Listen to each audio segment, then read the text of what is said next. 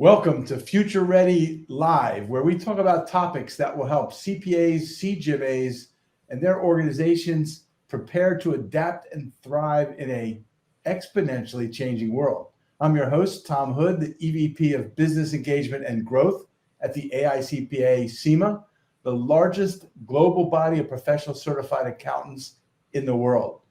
Today, we're going to be talking about leading the multi-generational workforce fresh off our fourth Future Finance Summit that wrapped up in mid-December in San Diego. And joining me is Steve Saah, Executive Director at Robert Half, and Cara Silletto, Retention Specialist at Magnet Culture. Steve is Executive Director of the Finance and Accounting Permanent Placement Practice at Robert Half, the world's first and largest specialized financial talent solutions service. The company has more than 300 locations worldwide. He is responsible for leading U.S. operations based in the Washington, D.C. metro area. He was named Executive Director in 2017, previously serving as a Director of Permanent Placement Services. He's going to be addressing their latest report, which we'll drop in the show notes, examining the multi-generational workforce, which again, we'll put in the chat. And then with him is Cara Silletto. She's hailed as a Recruiter.com top 10 company culture experts to watch. Leading expert and founder of Magnet Culture, Cara is a sought-after keynote speaker who specializes in workforce turnover and leading the modern workplace. With over 50,000 leaders across the country having benefited from her insights, she's established herself as a trusted authority in the field. As a retention strategist at Magnet Culture, Cara understands today's workforce challenges are worse than ever before, and we hear that all the time. She gets the unique struggles leaders face and the shift in mindset needed to succeed. Steve and Cara, say hello to our audience. Hello. Hi, everyone.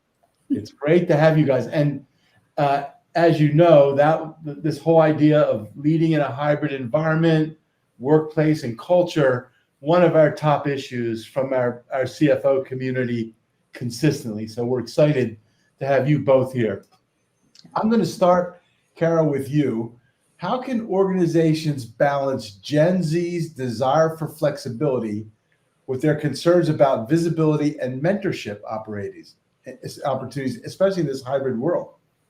Yeah, so balance is a good word for it. And I would say you can do both. So even if you've got folks working from home, that doesn't mean there's not visibility. It doesn't mean that there's not mentorship opportunities there. But what I'm finding is that now I happen to be one of the oldest millennials. I was born in 1981. So I'm kind of right in the middle between the boomer Gen X, versus millennial Gen Z mindset and all of that. And what I have found is it's about leading differently when you have a remote or hybrid group. And so you have to be much more intentional about your mentorship. You have to be more intentional with your communication.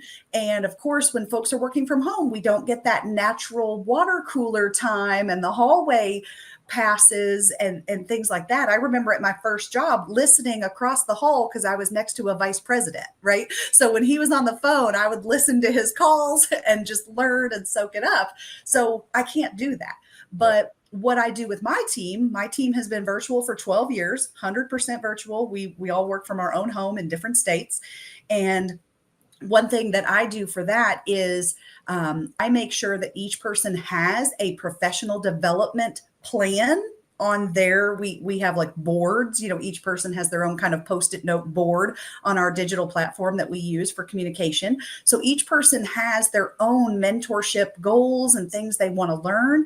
And then I also do something cool that has been told to me it's very helpful is I will invite new hires in particular, or those that I'm mentoring, to join a meeting that I'm on. And I tell them it's just a fly on the wall meeting, meaning I communicate right up front. I'm not inviting you to participate. Sometimes I do, but if that's not appropriate, I say, hey, I'd love for you to just join this call and be on this video call or meeting just as a fly on the wall, because you need to hear what happens and this type of exposure. So you just have to be more intentional, more proactive, more thoughtful about how you get them visibility and mentorship if you're going to be working in those different spaces, for sure. Wow, some great tips there for sure. And it's like, I mean, I'm a boomer, so I was groomed where the CFO that I was working in at the time with them, they would do the same thing, but we were doing it in person. So you just got to be, like you said, be intentional and think through that.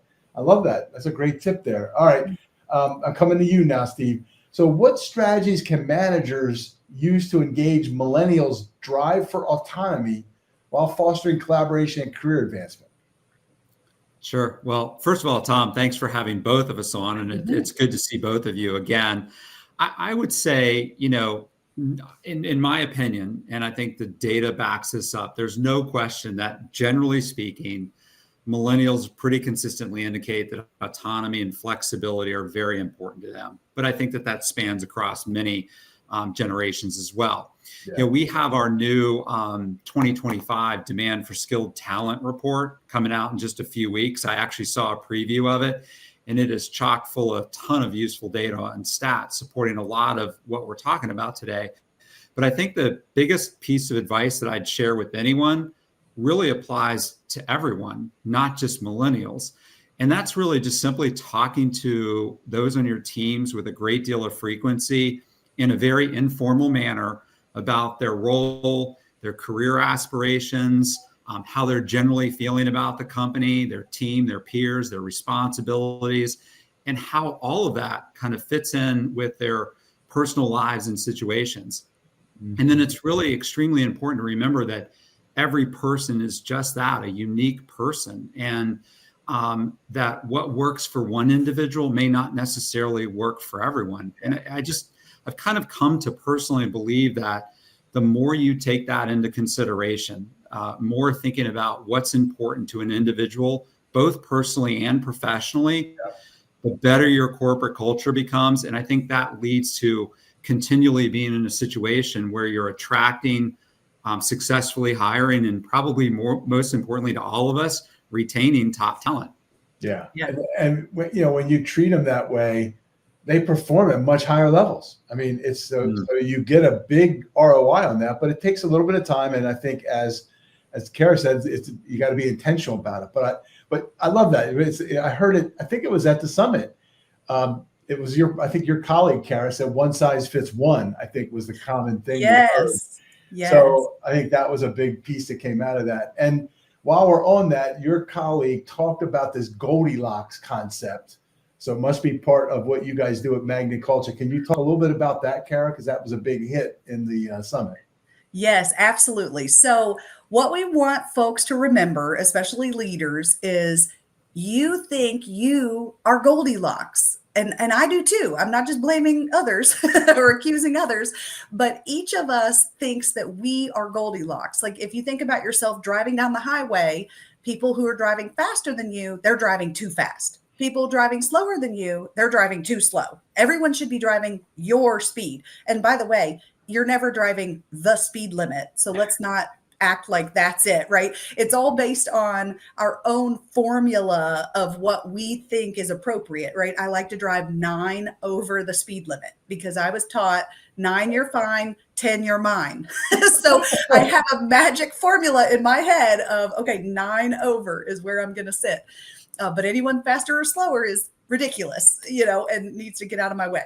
So every single person feels like they drive the perfect speed and that we work in the perfect way. We communicate the appropriate way, or we show up to work in the appropriate way. And people who show up differently or work differently, they are ridiculous. We judge, and maybe you don't use the word ridiculous, I hope not, but in our minds, we just think, oh, I can't believe they do that, or they don't do that, or they don't know to do that.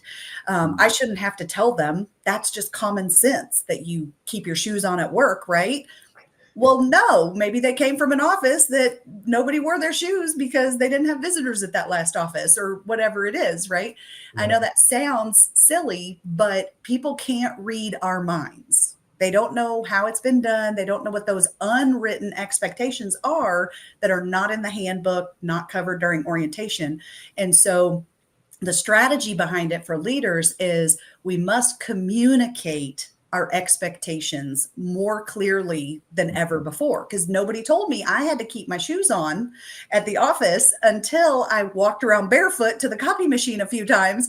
And a colleague came over and said, hey, you're doing great work, but your bare feet are distracting people from the great work you're doing. So if you kept your shoes on, you would get more respect around here as a professional, right? That term is subjective.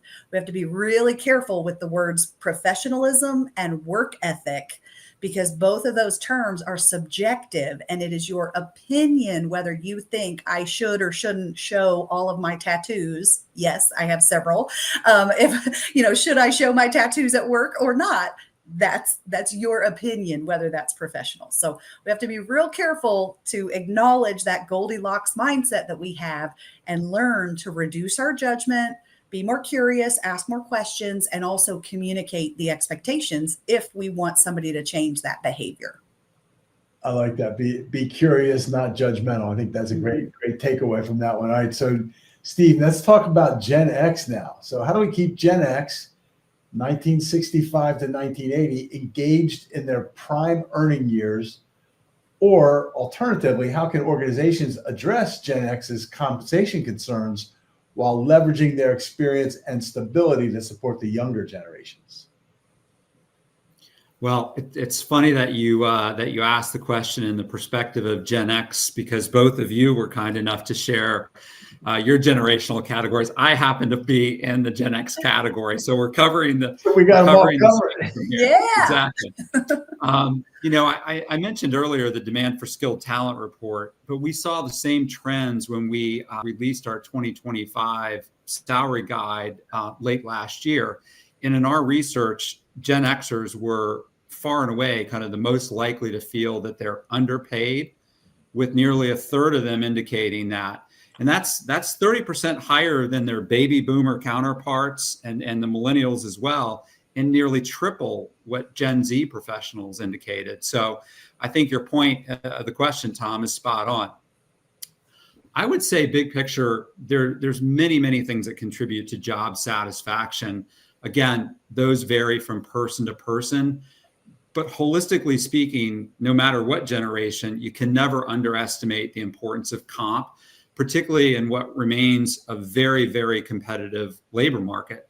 I think it's probably safe to say that all three of us would like to earn more money than we currently do. I know I'll raise my hand and say that I'm not ashamed to admit that I would like that. But overall, I've been incredibly satisfied over the course of my 25 plus years here at Robert Half. And compensation, while again extremely important to everyone, isn't the motivating factor for me personally. I think from a tip standpoint, I would say benchmarking your comp plans, though, including benefits and all other perks that go along with it, is a really important concept. Discussing it in a very open and transparent way with your employees in terms of how they're feeling about it. And then again, I can't reiterate this enough. I mentioned it earlier. I'll say it one more time if that's okay. It's just having those regular one-on-one sessions. They're an extremely important part of making sure that you remain competitive. Good stuff. Now, now let's deal with the baby boomers here. This one goes to you, Cara. What role, how about mentorship and reverse mentorship programs play in retaining baby boomers while preparing them for a more tech-driven workplace? And how do we retain baby boomers and their institutional knowledge while we're doing all this kind of digital transformation that's going on? Yeah. So if we've said it once, we've said it 100 times. It's so much of this comes down to the individual and not necessarily putting folks into buckets. Now, of course, we do put folks into generational buckets for research purposes, and there are generational differences based on your upbringing, right? What happened during the 50s and 60s or the 70s and 80s or 90s and things that actually shaped how a certain generation sees the world and sees the employer-employee relationship. But we also want to reduce that judgment and not just say, oh, well, this is a baby boomer, they must not be comfortable with tech. Now we can go back to the data that shows us there was a far greater technology boom after the boomers were already in the workplace and had made it through their formative years. So what we find is for a lot of folks, their relationship with technology as a child often equates to their comfort level with change as an adult. Because for me as a millennial, I went through the change of, what was it? We started with cassettes and then went to CDs and went to streaming on Napster. And then we went to the iPhone, or iPod it was, right? So we quickly, during my formative years, had to get comfortable with change and learning new technology and those things, where boomers didn't quite have the same experience because there wasn't as fast of a tech boom and change during their formative years. So it's okay to make some assumptions, but we also want to challenge those assumptions because you guys, I've got some boomers teaching me about AI. All right. I've got some very tech savvy boomer friends who are on top of technology and the first ones to get every new gadget that comes out, every new app. So make sure that, we think about it again as individuals, but having generational dynamics that we are familiar with gives us better questions to ask, right? Is this boomer comfortable with technology or not? And so when you have a situation, back to your question, Tom, about reverse mentoring and how do we fill in those gaps? This goes back to that professional development board that I talked about, kind of a professional development and mentoring list, because every person on your team has areas for improvement. And every person, even with AI right now, I would put getting comfortable with AI on every single person's development list, because everybody of every age had better get on board here or they're going to be left in the dust, even if they're Gen Z 3 years from now, if they're not keeping up with that.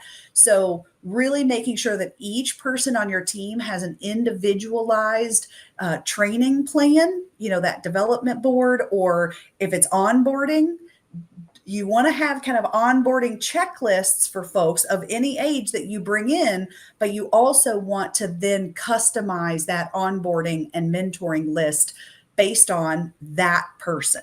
So what is it that they need mentoring or reverse mentoring on? And it may surprise you that some folks have some natural abilities, or they've already been taught something by their kids or their grandkids, and they need skills in other areas. So just focusing on the strengths, finding the skill gaps, and then figuring out where that needs to come into play. Love it. That makes total sense.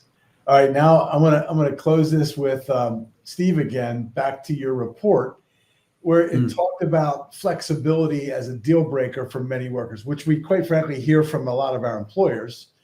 So how can employers navigate this expectation while maintaining collaboration and team dynamics? Right, if they're in and out and they're not coming to the office, and they're when are their flexible schedules? How do you balance all that? I was wondering when we were going to get to this. It's a tricky subject, right?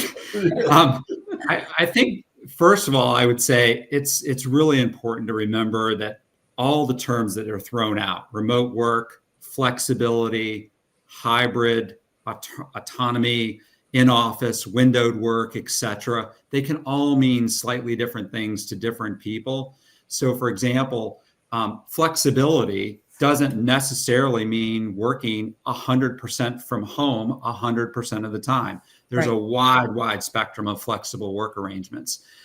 I think it's also equally important to remember that providing flexible work arrangements, and you can insert any of those other terms that I just mentioned a moment ago, doesn't inherently negate collaboration and team dynamics. Cara talked a little bit about it earlier, and I think that collaboration and developing a great company culture can really be achieved with thoughtful and those individualized approach, whereby you kind of take into consideration the requirements of both the organization and individual needs. And to me, again, that means both personally and professionally.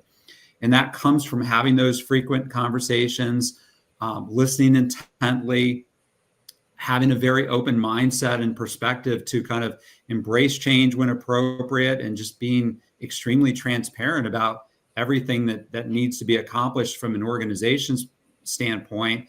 And again, taking into consideration the individual. So overall, I think when you take that individual approach, on the whole, you can accommodate as many people as possible while still keeping the firm's overall goals and business drivers in mind. And that, to me, creates a win-win situation. Yeah, like, spot on. Tom, I'd love to chime in with one more thought about flexibility. Come on. So I think of the opposite of flexibility, which, remember, as he said, it can be defined differently, whether it's hours, location, different responsibilities. However a person defines flexibility, the opposite of that is a sacrifice. So just keep in mind that if you're not providing the flexibility that someone is requesting on location or hours or responsibilities or whatever it is, if they don't get the flexibility, then they are making a sacrifice. And the workforce is now demanding the compensation to make up for that sacrifice. So the less flexible you are, in whatever terms you want that to be, then the more you're going to have to pay for people to sacrifice of not wanting what they wanted in their job, in their location, in their schedule, those types of things. So it's fine. You don't have to offer certain flexibilities, but just be prepared for the market to demand the compensation to offset that lack of flexibility if you're going to make those decisions. Yep. And that opportunity, that flexibility, that compensation, that fill in the blank, is probably being offered by another organization out there. So it remains an incredibly competitive market. Yes, exactly. That's great. What a great conversation. This was fantastic. I do want to close, Steve, with just real quick. You were at the summit. Just your overall impression. How was that? It was your first time there, I think. And so what did you think about it? Well, it was my second time, but the first one brought me back to the second one, and I can't wait for the next one. It's phenomenal. It's an incredible opportunity because it is a little bit of a smaller group. You have a lot of one-on-one time, and I think the way you all have structured it just enables a lot of free-flowing ideas and conversations. And I really can't wait for the next one. It's an incredible opportunity to meet with a good group of individuals who are all going through the same things. Yeah. And I think that's really the ultimate thing that I got out of it, was the ability to kind of understand that you're not in it alone. There's a lot of organizations that are struggling with the same things, and you walk away with different ideas and perspectives from your peers that are again experiencing a lot of the same.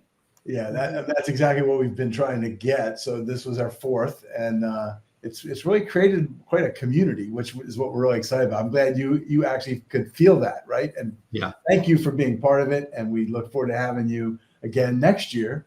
So Steve and Cara, thank you so much for this. This was just chock full. I mean, intention, communication, like they're just major concepts that you guys brought forth that really make us all even better as employers, and everyone's looking for the best ways to keep their top talent. So no question there. I want to say, don't miss our 5th Future Finance Summit, Denver, Colorado, at the Gaylord Rockies on December 10th through 12th. We'll drop a link in the comments, and you can follow Steve Saah and Cara Silletto on LinkedIn. Thank you guys for joining me. And don't miss our other Future Ready Live sessions back here on LinkedIn, the 1st and 3rd Tuesday of each month at noon Eastern. We'll see you then. And Steve and Cara, thank you guys so much for this great conversation. Thank you, Tom. Good seeing you both. Thank you.